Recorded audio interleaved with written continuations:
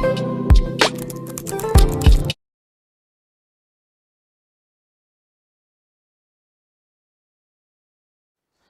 Let's start with today's topic.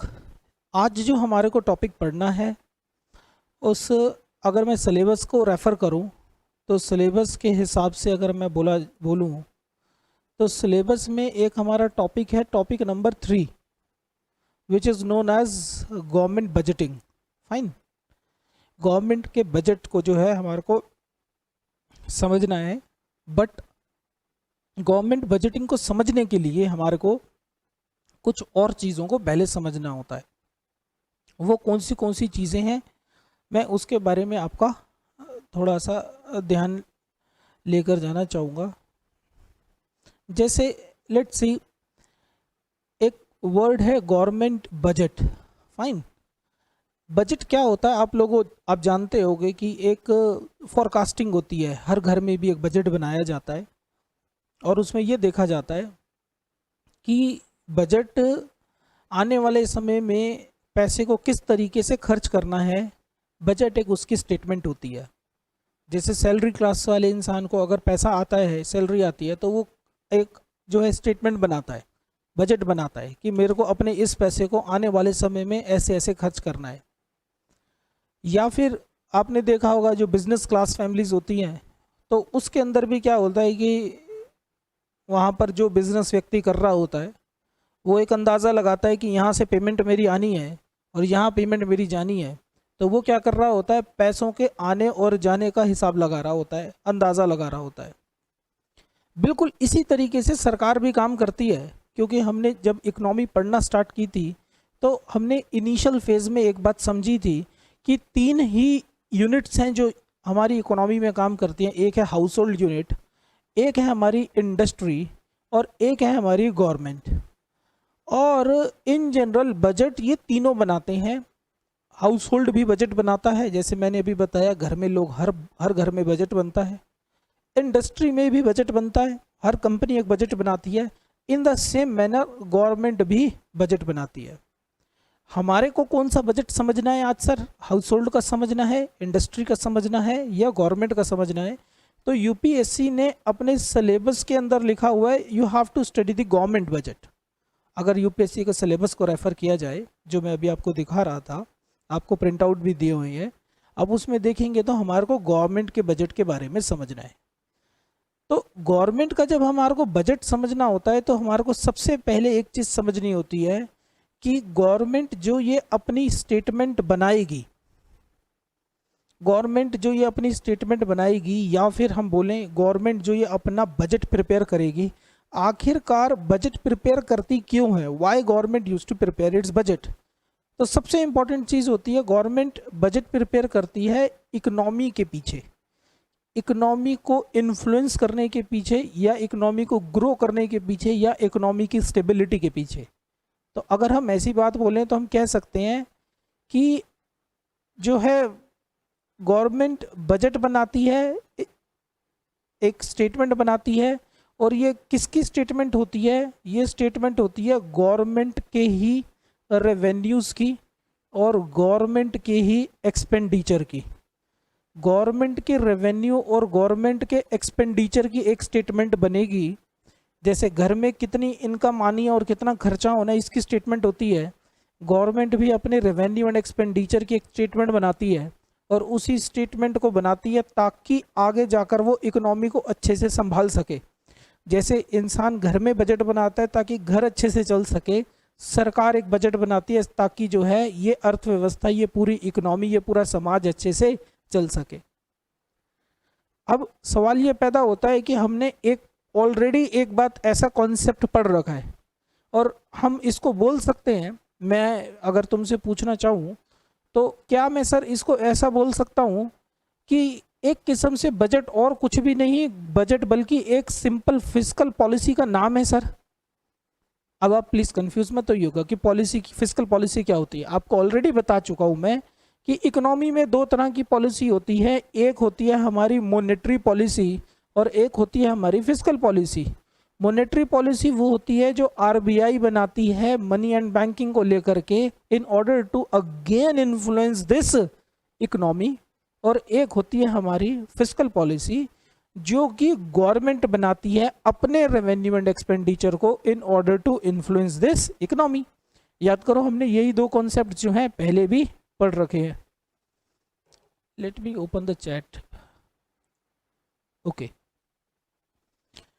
तो हमने already ये कॉन्सेप्ट पढ़ रखा है। तो एक किस्म से जब हम गवर्नमेंट बजटिंग की कॉन्सेप्ट की बात करते हैं कि हम गवर्नमेंट बजटिंग पढ़ना चाह रहे हैं, तो कहीं ना कहीं हम बेसिकली किसकी बात कर रहे होते हैं, एक फिस्कल पॉलिसी को भी समझने की बात कर रहे होते हैं। और इस फिस्कल पॉलिसी को समझते हुए हम एक स्टेटमेंट को समझते हैं कि आखिरकार ये स्टेटमेंट कैसे प्रिपेयर्ड होती है, इस स्टेटमेंट के अंदर इंपॉर्टेंट कंपोनेंट्स कौन से होते हैं, इस स्टेटमेंट के अंदर कौन सी चीज़ें इन्फ्लुएंस करती हैं। जब हम इसको समझ जाते हैं, only then at the last we can able to basically understand what exactly the budget means. तो इसका मतलब हमारे को इस टॉपिक को समझने के लिए तीन चीज़ों को समझना होता है। कौन से? सबसे पहले हमारे को ये समझना होगा कि आखिरकार ये फिस्कल पॉलिसी होती क्या है। First, once we will understand this fiscal policy, secondly we will try to understand what is this statement, what are the important components of this statement, and what exactly are the items which are written in those statements. We have to understand this statement first. This statement is also known as the financial statement. So what are the items in the financial statements? We have to understand that. And after understanding that statement, we will move towards the budget. What exactly the budget is, what are the different types of budgets, what are the different methods of budgeting, how budget is prepared, what are the benefits of it, and various other things we will going to discuss. So UPSC syllabus is mentioning about this this basically budget only, but we very well know in order to understand this budget, we have to understand various other things also, and various other things is fiscal policy and this statement. So I will be starting with the fiscal policy only, because I have already taught this fiscal policy. So I'll just give you a glimpse of this fiscal policy in next couple of minutes or 2-3 minutes. After that I will move to the statement and various items of that statement, and after that item I will move to the budget, and after this budget we will able to complete these all topics. So let's start with the fiscal policy. and आप लोग अगर चाहें तो अपनी notebook में साथ साथ उसको लिख भी सकते हैं, आई हैव नो प्रॉब्लम। अगर आप चाहें तो उसको जो है बाद में भी नोट डाउन कर सकते हैं, as you like. So as far as this meaning of fiscal policy is concern, हम ऑलरेडी पहले भी पढ़ चुके हैं। The meaning is really very simple. Meaning क्या है इसका? Fiscal policy is the use of, क्या है, एक use of government revenue collections and expenditure to influence the economy. Bharat सरकार जब अपने पैसों का इस्तेमाल करती है, चाहे वो आमदनी हो या खर्चा हो, जब गवर्नमेंट अपने रेवेन्यू का या एक्सपेंडिचर का किसी का भी यूज़ करके इकोनॉमी को जब इन्फ्लुएंस करने की कोशिश करती है, तब हम उसको फिस्कल पॉलिसी का नाम देते हैं। ये हम ऑलरेडी जानते हैं। जैसे एग्जांपल के लिए, अगर इकोनॉमी के अंदर हमारी महंगाई बहुत ज़्यादा हो रखी है, और गवर्नमेंट, महंगाई का मतलब है इन्फ्लेशन की अगर इकोनॉमी के अंदर सिचुएशन है, तो गवर्नमेंट इसको कैसे कर सकती है? गवर्नमेंट पीछे से हो सकता है अपने टैक्स के रेट्स को क्या कर ले, टैक्स के रेट इंक्रीज कर ले। अगर सरकार अपने टैक्स के रेट को इंक्रीज कर लेगी तो लोगों को क्या करना पड़ेगा? एक्सपेंडिचर ऑन टैक्स उनका क्या हो जाएगा? बढ़ जाएगा। उनके पास लेस मनी रहेगी, इसकी वजह से ऑटोमेटिकली ये इन्फ्लेशन कंट्रोल हो जाएगी। तो इसका मतलब सरकार ने क्या किया? अपने टैक्स के रेट को बढ़ाया। और जब सरकार ने अपना टैक्स का रेट बढ़ाया, तो टैक्स का रेट क्या था? सरकार के लिए टैक्स सरकार की रेवेन्यू होती है। इसीलिए हमने बोला रेवेन्यू कलेक्शन को यूज करके सरकार क्या करती है? इस इकोनॉमी को इन्फ्लुएंस करने की कोशिश करती है।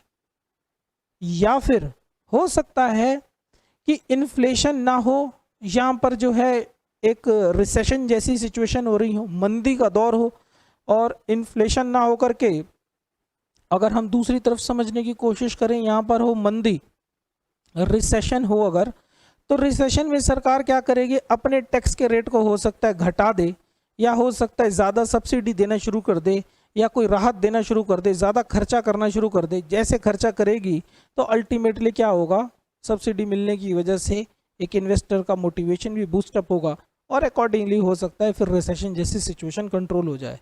तो इसका मतलब हम सिंपल भाषा में ये बोल सकते हैं, जब क्या करे, जब गवर्नमेंट अपने रेवेन्यू या एक्सपेंडिचर जैसी चीज़ों से इकोनॉमी को टारगेट करने की कोशिश करती है, तो ऐसी पूरी स्ट्रेटेजी को, ऐसे पूरी पॉलिसी को क्या बोला जाता है, हमारे को इसको बोला जाता है fiscal policy. I hope it is clear. हम ऑलरेडी पहले भी समझ चुके थे इसको, फिस्कल पॉलिसी क्या होता है। फिस्कल पॉलिसी के बाद हम समझेंगे कि इसका आखिरकार मेन ऑब्जेक्टिव क्या होता है। मेन ऑब्जेक्टिव का मतलब है मकसद क्या है फिस्कल पॉलिसी का।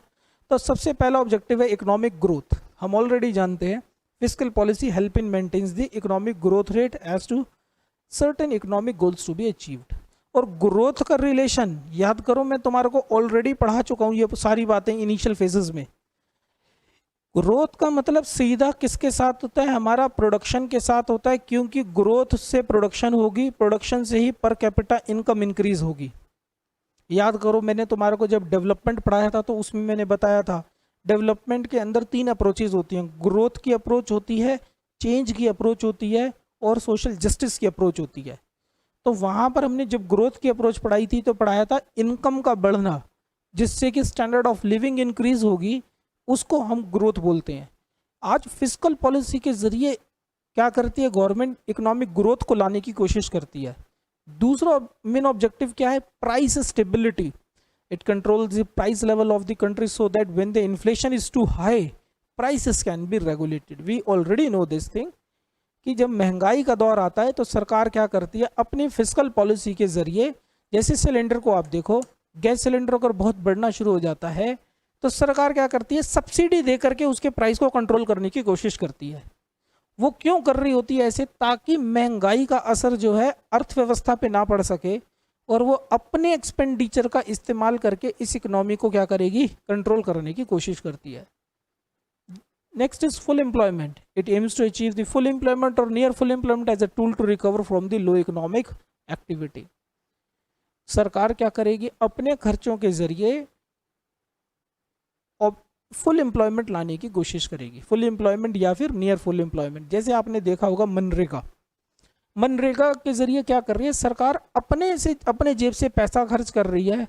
और किस लिए पैसा खर्च कर रही है, ताकि समाज के लोगों के अंदर, समाज में लोगों को रोजगार मिल सके, उनको काम मिल सके। और अगर एक बार काम मिल पाएगा तभी जा कर के जो है वो चीज़ें आगे बढ़ पाएंगी और इस वो लो इकोनॉमी से क्या कर सकेगी, एक्टिविटी से रिकवर कर पाएगी। आपने अगर जो है देखा हो, अभी इसी फुल एम्प्लॉयमेंट का मनरेगा का एग्जांपल आई थिंक कल की करंट अफेयर्स में था, मुझे ध्यान नहीं आ रहा, शायद कल का था या परसों का था, होपफुली कल का था। उसमें बता रखा था मनरेगा में क्या हो गया है, ऑलमोस्ट डबल हो गए हैं फिगर्स। अगर किसी ने ध्यान दिया हो, हाँ डे आफ्टर ये, ठीक है, एक दिन पहले का था, ठीक है Nandini, thank you so much. उसमें बता रखा था कि 2.57 करोड़ समथिंग के करीब जो है मनरेगा के अंदर लोग पहुंच चुके हैं। इसका मतलब ऑलमोस्ट मनरेगा के अंदर एम्प्लॉयमेंट डबल हो चुकी है। इसका मतलब क्या है, सरकार का खर्चा ऑलमोस्ट डबल हो चुका है। सरकार, इसका मतलब है एम्प्लॉयमेंट जनरेशन का पीछे पीछे काम करे जा रही है। और आपने अगर इस सेंस से समझने की कोशिश करो तो हमने ऑलरेडी इन्फ्लेशन में भी एक बात पढ़ाई थी कि जितना गवर्नमेंट एक्सपेंडिचर करती है उतना ही ज़्यादा क्या होता है, इन्फ्लेशन आता है। उतना ही ज़्यादा क्या होता है, इन्फ्लेशन आता है। So we can easily understand कि गवर्नमेंट क्या करती है, अपने फिस्कल पॉलिसी के जरिए ये 3 मेन ऑब्जेक्टिव्स हैं। We can basically stretch this topic, हम बहुत सारे और भी बहुत सारे निकाल सकते हैं इसमें से, ये करती है वो करती है, but most of the things will be covered under these 3 सब हेडिंग्स। प्राइस को कंट्रोल करने का काम कर रही है, रोजगार को देने का काम कर रही है और ग्रोथ को करने का काम कर रही है। ये सरकार का मेन फिस्कल पॉलिसी के थ्रू क्या होता है, मेन ऑब्जेक्टिव होता है। अब हम समझेंगे फिस्कल पॉलिसी के कंपोनेंट्स क्या होते हैं। ठीक, फिस्कल पॉलिसी के हमारे इन जनरल 3 कंपोनेंट्स होते हैं। There are 3 main components of this fiscal policy. पहला होता है इसके अंदर गवर्नमेंट का रेवेन्यू, दूसरा होता है इसके अंदर गवर्नमेंट का एक्सपेंडिचर और तीसरा होता है पब्लिक डेट, जो लोगों से सरकार, या जो पब्लिक का मतलब है गवर्नमेंट यहाँ पर। तो जो गवर्नमेंट का जो उधार होता है वो सबसे इंपॉर्टेंट फैक्टर, एक कंपोनेंट होता है फिस्कल पॉलिसी का। और हालांकि इसका रेलिवेंस हम आगे समझेंगे, अभी तो चाह के भी हम नहीं समझ पाएंगे। It is just I am giving you an idea. और ये जितना भी सरकार का खर्चा होता है, ये आना जाना, सरकार के मेन 3 खाते होते हैं। कौन से? Consolidated fund of India, contingency fund of India, public accounts of India. Sir ये 3 क्या होते हैं? ये 3 हम जब ऊपर वाले को समझ जाएंगे फिर उसके बाद नीचे आएंगे। आप ऐसे समझो, जैसे एग्जाम्पल के लिए, जब कोई इंसान पैसा कमाता है, सपोज कोई इंसान जॉब कर रहा है, तो जॉब करता है तो उसको पैसे कहाँ मिलते हैं? या तो कैश में मिलते हैं, अगर बैंक में मिलेंगे तो कहाँ मिलेंगे, या फिर सेविंग अकाउंट होगा उसका। हो सकता है कि अगर वो बिजनेस कर रहा है तो करंट अकाउंट में पैसा लेगा। इसी तरीके से उसको कोई खाता होता है, या पोस्ट ऑफिस के अंदर कुछ खाता हो सकता है उसका, हो पैसे लेके वहाँ जमा करा लाए। इसी तरह से सरकार के सिर्फ 3 ही खाते होते हैं main: consolidated fund of India, contingency fund of India, public accounts of India. इन 3 खातों में क्या फ़र्क होता है, ये जब हम पहले कंपोनेंट्स को समझ जाएंगे, एक्सपेंडिचर के आइटम्स को समझ जाएंगे, रेवेन्यू, कैपिटल एंड अदर्स, तब हम समझ पाएंगे कि कौन सी चीज़ कौन से अकाउंट में जाती है। Before that we will not be able to understand. Right now I am just giving you as a reference कि हाँ ये 3 खाते होते हैं। मतलब मैंने तुम्हारे को एक सिंपल सी बात बताई, ये 3 जो है खर्चे, इनकम और उधार होते हैं। चाहे खर्चा हो, चाहे वो आमदनी हो या वो उधार हो, इनका पैसा आएगा या जाएगा, कुछ भी होगा तो इन्हीं 3 खातों से होगा सिर्फ। इसका मतलब सरकार अगर उधार लेगी तब भी इन्हीं में से 3 खातों में आएंगे, और अपने उधार को चुकाएगी तब भी इन्हीं तीनों खातों में से आएंगे। सरकार अपने उधार के लिए अगर ब्याज देगी तभी इन्हीं तीनों खातों में से आएंगे। सर तो क्या हम बोल सकते हैं सरकार जो खर्चा करती है, कल को आप आईएएस बनेंगे तो आपको जो सैलरी मिलेगी तो वो भी इन्हीं तीनों किसी खाते में से एक में मिलेगी? जी हाँ। क्या सर इसका मतलब ये है जो भी सरकारी नौकरी करते हैं उनको जो सैलरी मिलती है वो इन्हीं 3 खातों में से मिलती होगी? जी हाँ। सर क्या इसका मतलब ये भी है जो हम टैक्स पे करते हैं या जो लोग टैक्स पे करते हैं, टैक्स भी सरकार के इन्हीं 3 खातों में जाता होगा? जी हाँ। सरकार का कोई भी पैसे का लेना हो या देना हो वो इन्हीं 3 खातों में से ही होता है। आगे जाकर हम इन 3 खातों के विवरण के बारे में जानेंगे। We will study the details, but for that we have to understand the various items first, so that we can understand which item is going in which account and the reasons behind that. So एक काम करो, एक छोटा सा note लगा के फट से इस बात को लिख लो ताकि कॉन्सेंट्रेट करने की हम कोशिश करेंगे। फाइन।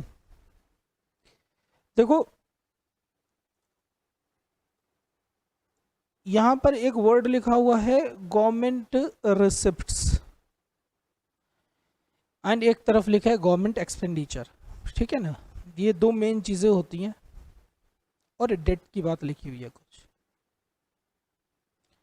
तो गवर्नमेंट अगर रिसिप्ट की बात करें, जो सबसे पहली बात लिखी हुई थी ये वाली, एक एक करके अगर समझने की कोशिश करें कि what exactly the government receipts are. Receipts का मतलब है सरकार को जो पैसा मिलता है। तो 2 तरीके के पैसे होते हैं, वो एक होते हैं रेवेन्यू रिसिप्ट्स और एक होते हैं कैपिटल रिसिप्ट्स। ठीक है ना। अब ये जो कॉमर्स वाले स्टूडेंट्स हैं वो इस बात को अच्छे से समझते होंगे, लेकिन there are many other students also जो नॉन कॉमर्स बैकग्राउंड के हैं। For those students I have to tell in a little brief manner. देखो रेवेन्यू रिसिप्ट्स और कैपिटल रिसिप्ट्स में क्या फ़र्क होता है। सबसे इम्पॉर्टेंट एक ही फ़र्क मानो आप, without going into the much detail, revenue receipts वो रिसिप्ट्स होती हैं जो कि बार बार सरकार को मिलती रहती हैं, रेकरिंग नेचर की होती हैं, या जिसको बार, या फिर इसके दो समझ सकते हैं मतलब, समझो इसके दो मतलब होते हैं, जो सरकार को रिपीटेटिवली नेचर के मिलती हैं, जो बार बार रिपीट होने के चांसेस होते हैं। जैसे सरकार का एग्जांपल के लिए टैक्स, सरकार को टैक्स क्या होता है, रिपीटेडली मिलता रहता है। लेकिन जो कैपिटल रिसिप्ट्स होती हैं वो होती हैं वंस, एक बार मिलती हैं। जैसे सरकार ने उधार ले लिया, तो भाई एक बार ले लिया, अब हर महीने आप उधार नहीं दोगे उसको, हर 6 महीने बाद उधार नहीं दोगे, वो नेक्स्ट टाइम कोई नया कोई डेट लेकर के आएगा, दैट इज डिफरेंट थिंग, वो भी जब उसकी जरूरत हो। नहीं तो ऐसा नहीं होगा, जैसे उधार है, जैसे एग्जांपल के लिए लो आप टैक्स है, तो हर महीने की जीएसटी आप क्या कर रहे हो, जैसे एग्जांपल के लिए 20 तारीख को हर महीने की पे करे जा रहे हो, लेकिन क्या हर महीने आप उधार दिए जा रहे हो? नहीं, ऐसा बिल्कुल भी नहीं है। इसका मतलब ये होता है, एक सिंपल सी भाषा में, जो बार बार रिपीटेटिवली नेचर की आइटम्स होती हैं वो रेवेन्यू में आती हैं, और जो वंस इन अ वाइल वाली आइटम्स होती हैं वो कैपिटल नेचर में आती हैं। जैसे एग्जांपल के लिए सरकार ने सोचा मैं क्या करती हूँ, अपनी बैंक बेच देती हूँ, सरकार बोल ही रही है, सरकार ने बोला मैं बैंक बेच देती हूँ, या सरकार ने बोला मैं क्या कर देती हूँ, LIC को बेच देती हूँ। अब LIC जब बिकेगी, अब हर महीने थोड़ी ना बेचेगी उसको, एक बार बेचेगी, बेचकर पैसा ले लेगी, तो एक बार बेचेगी तो LIC वाला पैसा कहाँ चला जाएगा, आप कहेंगे कैपिटल रिसिप्ट में। अगर मैं बोलूँ सरकार को जो है सपोज करो GST मिल रहा है, तो कहाँ चला जाएगा, रेवेन्यू रिसिप्ट में। इसका मतलब है आप फिलहाल without going into the much detail, तो हम एक बात समझ सकते हैं कि revenue receipts are those receipts जो कि बेसिकली रिपीटेटिव नेचर के होते हैं, और कैपिटल रिसिप्ट्स वो रिसिप्ट्स होते हैं जो बेसिकली रिपीटेटिव नेचर के नहीं होते हैं। ठीक, रेवेन्यू रिसिप्ट में दो तरह के रिसिप्ट्स आ जाते हैं हमारे, कौन से, एक हमारा आ जाता है टैक्स रेवेन्यू, और एक आ जाता है हमारा नॉन टैक्स रेवेन्यू। अब आप जानना चाहेंगे सर ये टैक्स रेवेन्यू क्या होता है। मैं ऑलरेडी तुम्हारे को पीछे क्लास में पढ़ा चुका था कि टैक्स रिसिप्ट्स हम किसको कहते हैं। टैक्स क्या होता है, टैक्स एक कंपल्सरी पेमेंट होती है, it is a compulsory payment,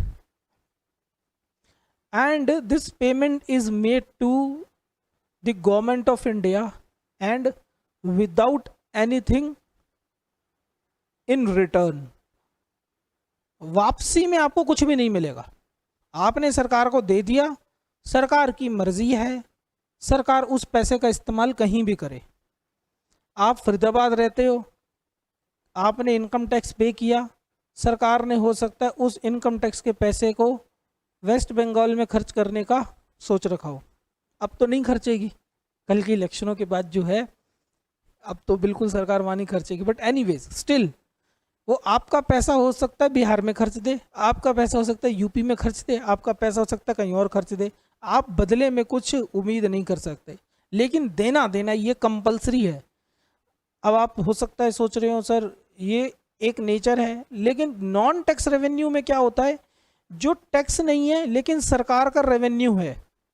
जैसे एग्जाम्पल के लिए आपने क्या किया, कोई फाइन पे कर दिया, आपने कोई जो है जैसे रोड पे जा रहे थे, रेड लाइट क्रॉस कर दी, सरकार को आपने टैक्स आपने क्या कर दिया, फाइन पे कर दिया, सरकार को आपने पेनल्टी पे कर दी, या सपोज कोर्ट ने आपके ऊपर फाइन लगा दिया, आपने उसको फाइन पे कर दिया, या सरकार से आपने लाइसेंस लेने के लिए क्या कर दिया, कुछ ना कुछ फीस पे कर दी, आप ड्राइविंग लाइसेंस बनवाने गए, आपने सरकार को फीस पे कर दिया है।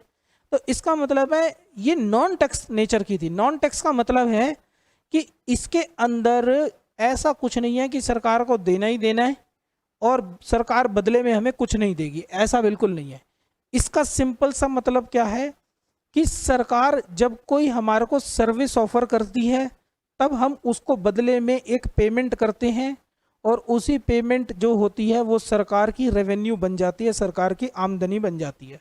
सरकार ने कोई ठेका दे दिया है, एग्जाम्पल के लिए ठेका मतलब वो वाला ठेका नहीं दारू का, मतलब कोई कॉन्ट्रैक्ट दे दिया है, अगर कोई कॉन्ट्रैक्ट दे दिया है तब भी सरकार को क्या मिलेगा, रेवेन्यू मिलेगा वहाँ से। अगर गवर्नमेंट ने किसी तरीके से लाइसेंस इशू कर दिया है तब भी सरकार को वहाँ से फीस मिलेगी। अगर लोगों ने कोई फाइन पे किया है, पेनल्टी पे की है, तब भी सरकार को मिलेगा। अगर लोगों ने सपोज रजिस्ट्री कराई है, कोई प्रॉपर्टी खरीदी है, बेची है और उसमें रजिस्ट्रियाँ कराई हैं, तो रजिस्ट्री के जरिए, स्टैम्प पेपर के जरिए सरकार को क्या मिलती है? पैसे मिलते हैं। आपने देखा होगा, स्टैम्प पेपर्स देखे होंगे, या फिर आपने जो एक रेवेन्यू रिसिप्ट्स होती हैं, छोटी छोटी रसीदी टिकट्स होती हैं, जिसको आपने पोस्ट ऑफिस में या कई बार देखा होगा, लाल रंग की होती है, 10 रुपये 20 रुपये जो लोग बेसिकली ले लेता है, वो क्या होते हैं? स्टैम्प वाली। वो भी सरकार की क्या है? नॉन टैक्स रेवेन्यू है। मतलब एक है सरकार, है दोनों ही रेवेन्यू, है दोनों ही आमदनी। रेवेन्यू का मतलब है सिर्फ आमदनी, जो पैसा आएगा। एक आएगा टैक्स के रूप में, एक आएगा बिना टैक्स के रूप में। तो हम समझने की कोशिश करते हैं, ये जो टैक्स के रूप में पैसा आता है, ये बेसिकली दो तरीके का पैसा होता है। कौन सा दो तरीके का पैसा होता है टैक्स के रूप में? एक टैक्स का पैसा होता है जिसको हम बोलते हैं डायरेक्ट टैक्स, और एक पैसा होता है जिसको हम बोलते हैं क्या? Indirect tax.